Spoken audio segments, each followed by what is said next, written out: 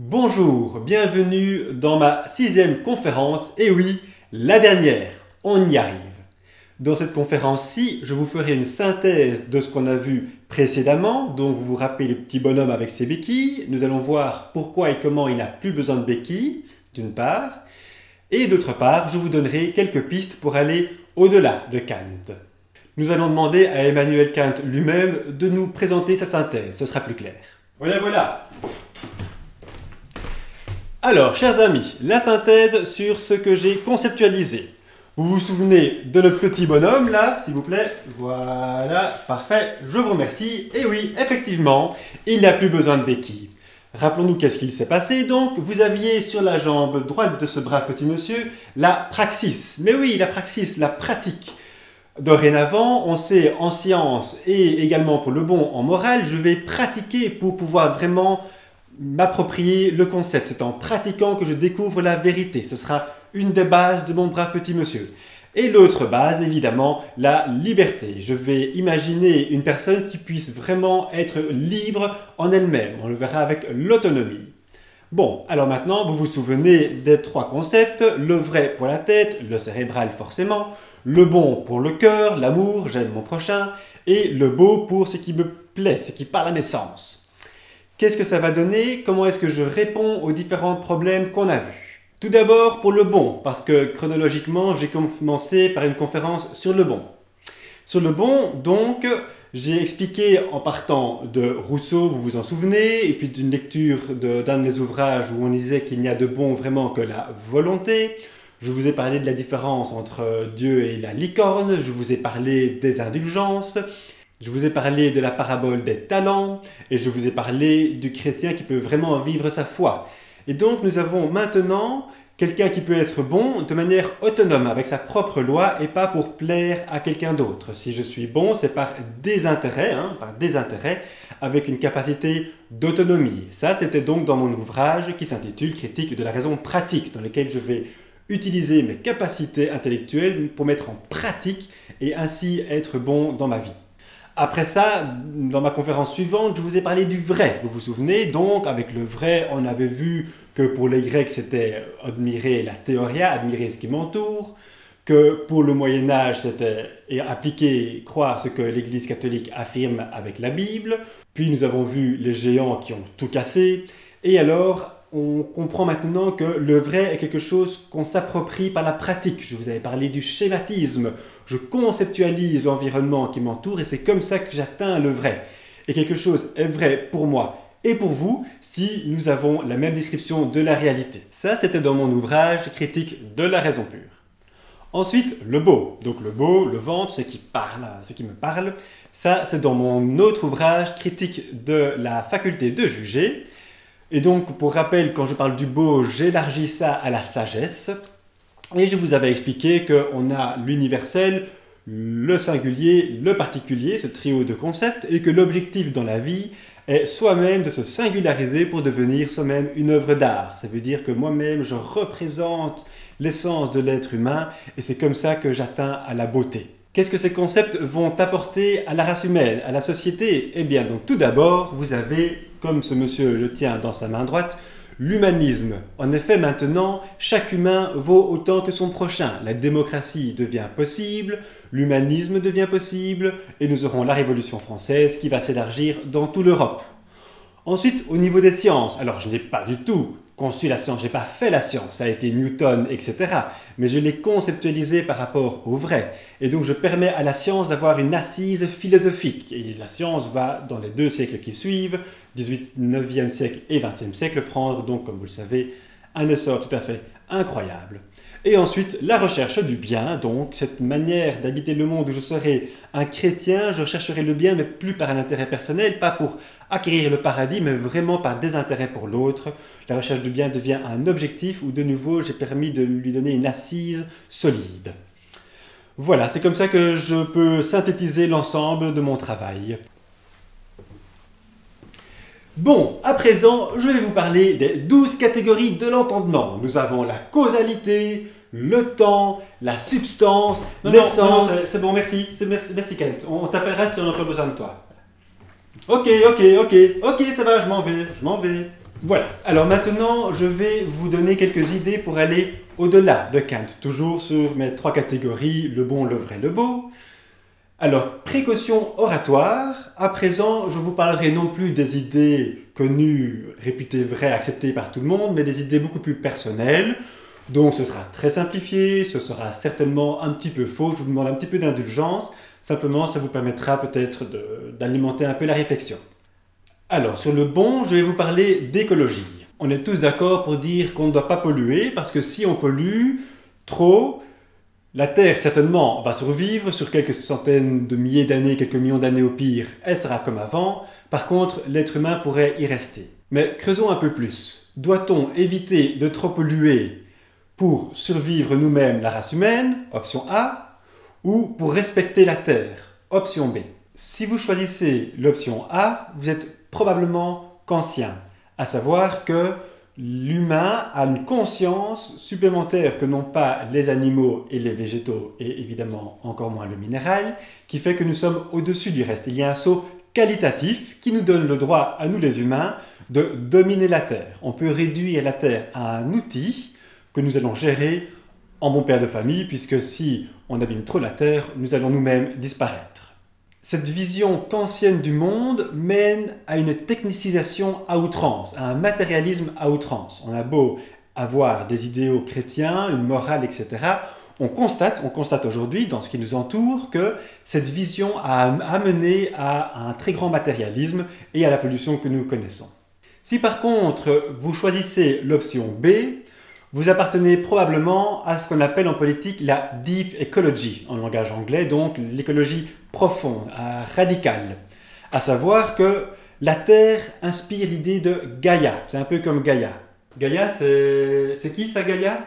Gaïa en grec, ça veut dire la Terre, donc c'est une des nombreuses déesses de l'Antiquité grecque, et ça représente l'idée que Gaïa, la Terre, est la mère nourricière. C'est elle qui nous nourrit, c'est sur elle qu'on s'appuie. Et si Gaïa va mal, nous n'allons pas tenir. Et nous avons donc l'obligation de respecter Gaïa comme on respecte notre mère. Merci. Donc effectivement, avec la Deep Ecology, avec ce courant écologique, on a l'idée que cette terre est bonne et doit être respectée. C'est une valeur morale supérieure aux valeurs légales. Par exemple, au nom du respect pour Gaïa, Greenpeace va se permettre des actes illégaux. Greenpeace va pouvoir peut-être arrêter un bateau ou mettre une industrie en difficulté, ce qui est complètement illégal. En France, elle va s'enchaîner sur un chemin de fer pour empêcher un train de passer, train rempli de produits nucléaires. C'est illégal, mais pour Greenpeace, c'est moral parce qu'ils obéissent à une loi supérieure qui est le respect à Gaïa. Donc ils s'appuient sur une morale qui est supra-humaine. De la même manière, on voit aux USA des courants qui veulent octroyer aux animaux, surtout aux animaux supérieurs, donc les bonobos dont j'ai déjà parlé, des droits similaires aux humains. Pourquoi est-ce que les animaux auraient moins de droits que les humains?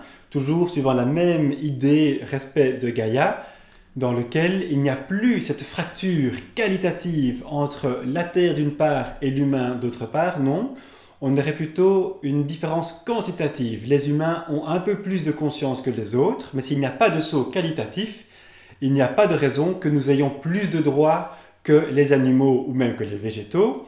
Et donc ces animaux et ces végétaux peuvent eux-mêmes avoir des droits et nous, humains, nous ne pouvons pas réduire cet environnement à un statut d'outil. Ce serait bien si on arrivait à réconcilier ces deux idées, donc évidemment de respecter la Terre, parce que si la Terre est trop polluée, on va mourir, mais au-delà de ça, à la fois de rester un petit peu kantien, parce que j'ai envie de garder ma prédominance sur les animaux qui m'entourent, j'ai quand même du mal à renoncer à cette suprématie sur les animaux, et parallèlement à respecter la Terre plus que comme un outil, de lui octroyer un statut supérieur à l'outil. Et donc réconcilier ces deux visions-là dans quelque chose qui doit être encore à créer.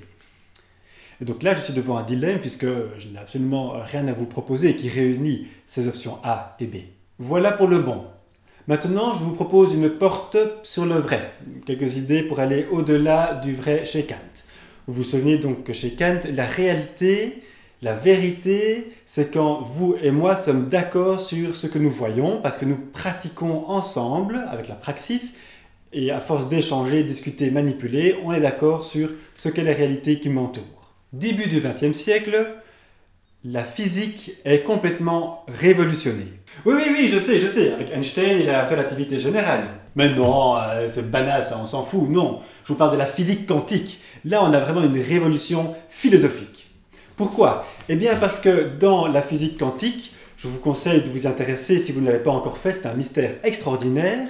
Nous avons par exemple la superposition quantique. La superposition quantique nous apprend que la même particule peut être dans deux états différents en même temps.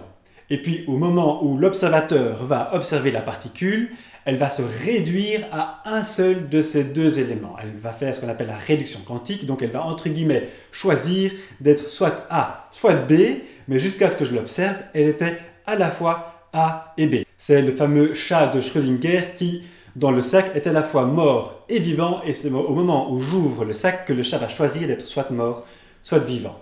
Autre exemple quand même, toujours dans la physique quantique, avec le boson de Higgs, qui nous explique que les particules en elles-mêmes n'ont pas de masse, elles ne pèsent rien, mais elles acquièrent leur masse par frottement avec le champ de Higgs. Donc elles acquièrent leur masse quand elles rentrent en lien, en résonance avec un champ. Mais en elles-mêmes, elles n'ont pas de masse. Et je prendrai un troisième exemple, toujours dans la physique quantique, avec ce qu'on appelle les particules virtuelles.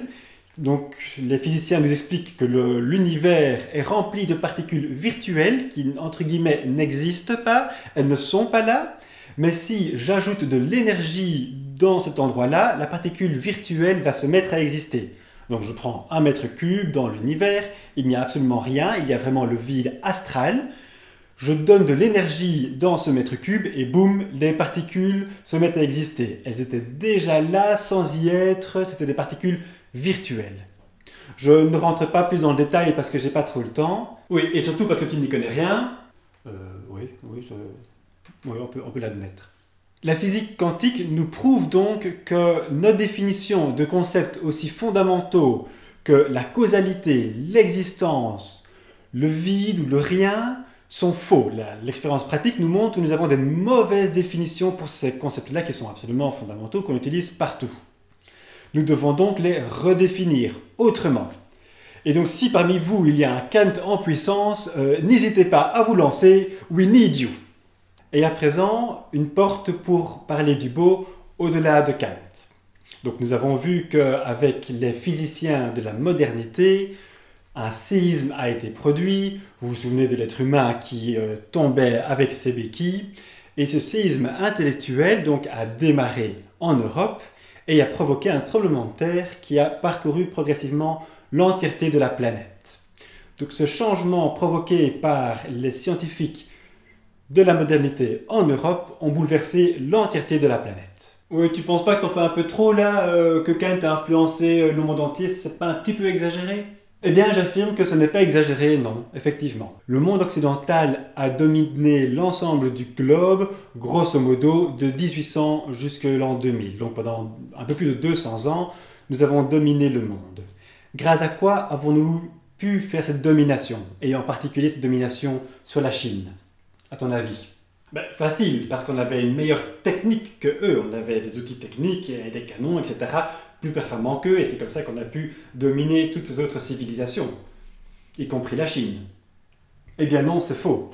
La Chine était plus avancée que nous, techniquement parlant, en 1800. Ils avaient déjà inventé l'astronomie bien avant nous, ils avaient la poudre à canon avant nous, ils avaient la boussole avant nous, ils avaient l'imprimante avant nous, et néanmoins, on les a dépassés, on les a vaincus. Pourquoi? Eh bien parce que les Européens avaient un retard technique, mais par contre avaient cette vision moderne, qu'on va dire analytique et déterministe, et pour laquelle je vais toujours voir le monde avec une causalité A implique B.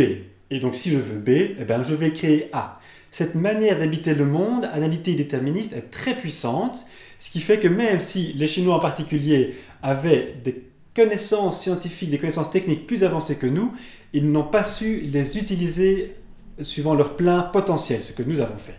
Nous les Européens, une fois que nous sommes rentrés dans la modernité, nous avions une vision, une manière d'habiter le monde tout à fait intramondaine, donc je vous l'ai dit très technique, très procédurale, alors que les Chinois avaient encore une vision beaucoup plus holistique. Pour un Chinois, en faisant très simple, on va dire que c'est pas spécialement que A implique B, mais que si je veux avoir B, ben je vais attendre que les éléments se mettent de sorte que B m'arrive. Donc il y a une relation entre le passif et l'actif qui est complètement différente de nous. Nous, on va être actif. Si je veux B, sachant que A implique B, je produis A et puis j'obtiendrai B. Alors que le Chinois va dire, avec une vision plus passive, je voudrais éventuellement B, j'attends que A arrive, et puis une fois que A arrive, ben B m'est donné.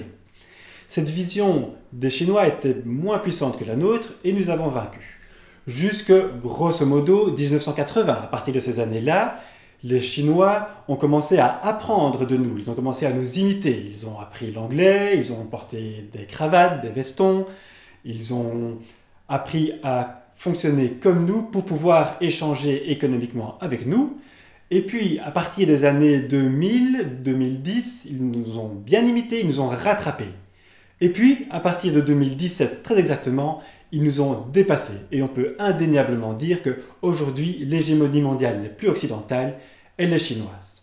Ah, carrément, et tu peux un petit peu argumenter pour tout ça. Oui, et ce n'est même pas très difficile. Vous pouvez, par exemple, comparer le président chinois Xi Jinping avec le président américain, qui est un petit peu le président du monde occidental, notre ami Donald Trump, c'est un premier exemple malheureusement. Autre exemple, si vous regardez les grosses multinationales, elles n'investissent plus grand-chose dans le monde occidental, encore un petit peu aux États-Unis, en Europe plus du tout, elles investissent exclusivement en Chine, c'est là que tout se passe. Un troisième exemple, la Chine est en train de négocier en ce moment même, donc nous sommes en mai 2017, pour un nouveau traité Pacifique qui exclut l'Amérique. Les pays du Pacifique n'ont plus besoin des USA pour faire un traité économique. Ils mettent les USA dehors. Encore un autre exemple, la Chine est en train d'acheter de par le monde énormément de choses. Elle achète, comme vous le savez probablement, des terres arables en quantité en Afrique, au Brésil, même en France. Elle a acheté le port d'Athènes, elle achète des aéroports. Et c'est comme ça que de manière assez peu visible, ou même pas visible du tout, la Chine est en train de prendre son hégémonie dans le monde entier. Et pourquoi est-ce que la Chine domine à présent le monde? Pourquoi est-ce qu'elle nous a ainsi dépassés? Eh bien parce qu'elle a d'abord su faire sienne la vision moderne, occidentale, je vous le disais dans les années 1980 jusqu'à 2000 ou 2010, et que maintenant elle additionne cette vision occidentale, A implique B, si je veux B, je vais produire A, avec la vision chinoise, beaucoup plus holistique, et avec l'addition de ces deux visions, elle devient beaucoup plus performante que ne l'est l'Occident. Donc là, on voit que la vision des modernes avec Kant a fait le tour du monde, et maintenant, nous perdons cette hégémonie qu'elle nous avait permise d'atteindre. Mais on pourrait décrire les choses autrement, et c'est là que j'en arrive avec le concept de beau ou de sagesse chez Kant. On pourrait aussi dire que, tout comme les marches d'un escalier, le monde occidental est le premier à avoir atteint un certain palier, et qu'à présent les autres pays nous rattrapent, et que nous avons atteint ce palier et que nous ne savons pas comment faire pour atteindre le palier suivant. C'est un peu comme si nous sommes, nous les Occidentaux, devant un gros gâteau, et on s'est empiffré pendant environ 100 ans, on va dire depuis 1920 pour faire simple, on s'empiffre dans un confort matériel que la race humaine n'avait jamais atteint, et maintenant on est écœuré, on est obèse, on ne sait plus quoi faire de tout ce matériel, et on constate que cet énorme gâteau qu'on bouffe à longueur de journée ne nous rend pas heureux. Et pendant ce temps-là, les pays du tiers-monde nous regardent affamés manger ce gâteau et nous voient complètement perplexes de nous voir, nous, malheureux, désemparés, déprimés devant cet énorme gâteau, alors que eux se serrent la ceinture, n'ont rien à manger. Tandis que d'autres pays, comme effectivement principalement la Chine, enfin ont accès à cet énorme gâteau et s'empiffrent à leur tour. Dans cette vision-là, je dirais que nous avons une marge d'avance depuis un petit peu moins de 100 ans.